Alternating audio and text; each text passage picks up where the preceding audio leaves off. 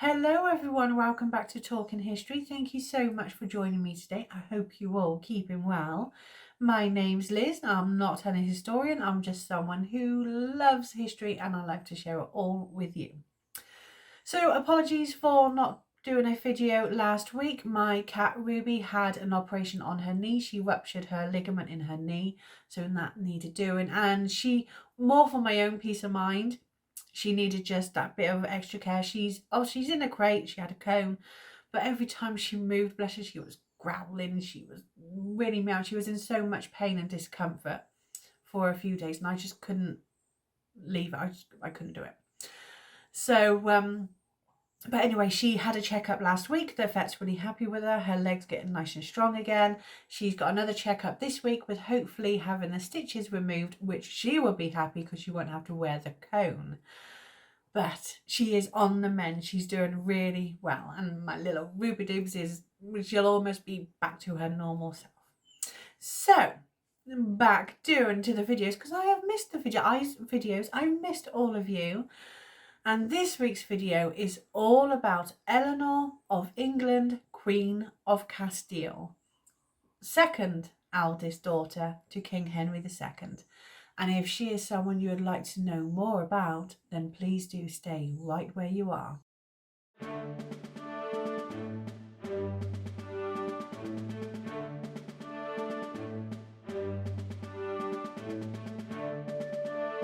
Eleanor was born on the 13th of October 1162 to King Henry II and Eleanor of Aquitaine. Eleanor was born at Dumfront Castle in Normandy, and Eleanor was the second daughter born to the couple. When Eleanor was 3, her younger sister Joanna was born, and when she was 4, her youngest brother John was born in 1166. Eleanor's younger years had seen her travel a lot with her parents in her mother's entourage. Henry had been absent from the country for 5 years when Eleanor first came to England with her parents in 1163. The family spent Christmas of 1164 together at Marlborough, while Henry was in crisis with his Archbishop of Canterbury, Thomas Becket. When Eleanor was 3 in February 1165, she was betrothed to Frederick Barbarossa's infant son, Frederick.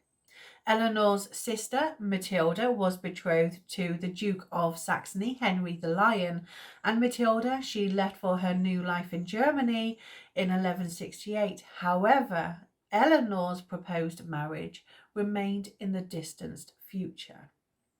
It had been speculated that Eleanor had been educated at Fontevraud Abbey along with her younger siblings, Joanna and John, but by 1168 she was with her mother, who had decided to settle in her duchy of Aquitaine, and she had been allowed to have her children with her. By 1170, Eleanor's planned marriage to the emperor's son was no longer happening, so her father, Henry, had chose to look elsewhere for an alliance, and Henry looked to Castile.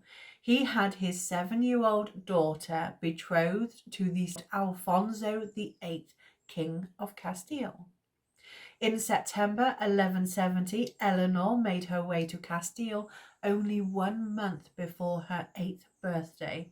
Eleanor was safely seen to her new country, and Eleanor and Alfonso's marriage took place at Burgos, I hope I pronounced that right, Cathedral in 1174, when Eleanor was 12 years old. It appeared that Eleanor and Alfonso's marriage was a very successful one. They had a close and trusting relationship. Eleanor, she introduced her mother's culture into the Castilian court, and Eleanor was described as elegant and gracious. Eleanor and Alfonso would have 7 children to survive infancy out of the 12 children they had together. Their eldest daughter, Berengaria, would marry Alfonso IX, King of Leon. and would act as regent for her younger brother Henry I in Castile before succeeding him as Queen Regnant. Shortly after succeeding to the throne of Castile, Berengaria abdicated in favour of her son Ferdinand III. However, she continued to act as his closest advisor. Another daughter, also named Eleanor, would marry James I, King of Aragon, and their daughter Constance was dedicated as a nun and would become an abbess. Eleanor and Alfonso's sons to survive infancy was Ferdinand, who sadly passed away from a fever in either 1209 or 1211. Henry I would succeed his father, but he tragically died in 1217 when a loose roof tile fell and hit him on his head. Henry was just 13 years old. Two more daughters had survived childhood.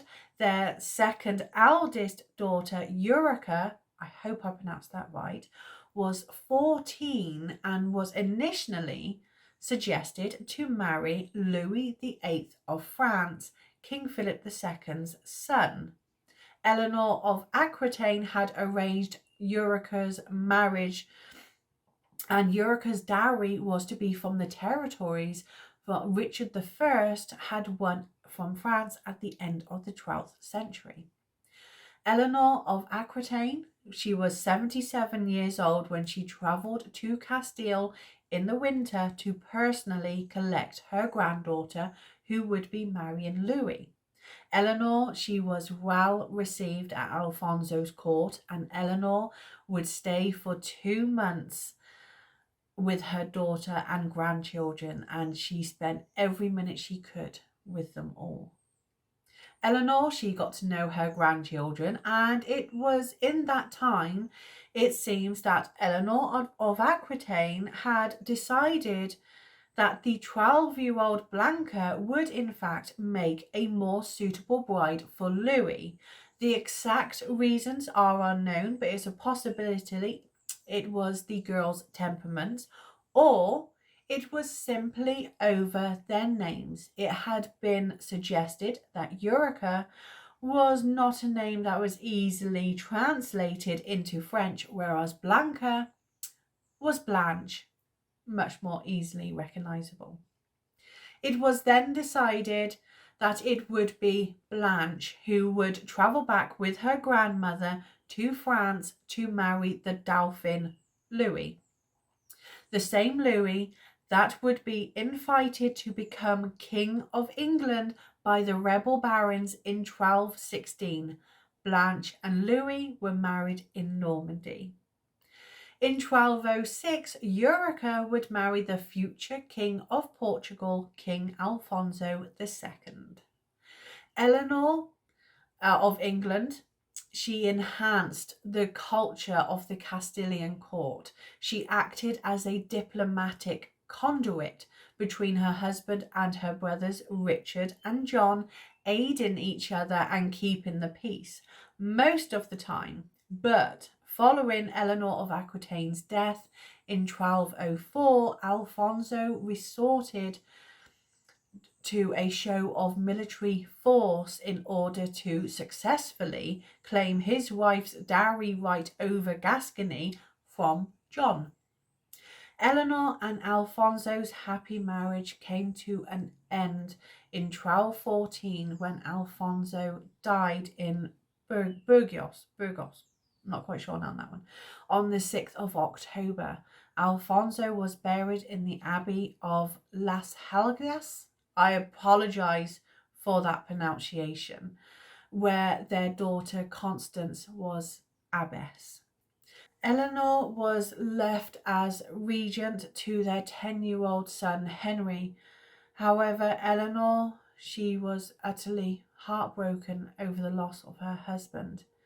She survived for only 3 weeks. Eleanor, overcome with grief, died in Burgos on the 31st of October 1214.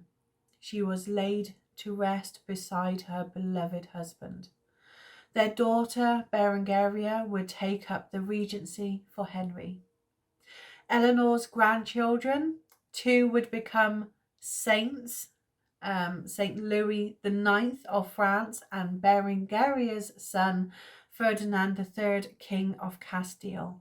Eleanor's great-granddaughter and namesake, Eleanor of Castile, Ferdinand's daughter, would become Queen of England when she married Edward I. And there is Eleanor's story. It's a short one, I know, but sadly there's just never the information that you would like. But I believe that all of them deserve their stories to be told, no matter how short it may be. And that is Eleanor's story for this week. I hope you enjoyed the video. Thank you so much for watching, and thank you for your continued support. It means the absolute world to me.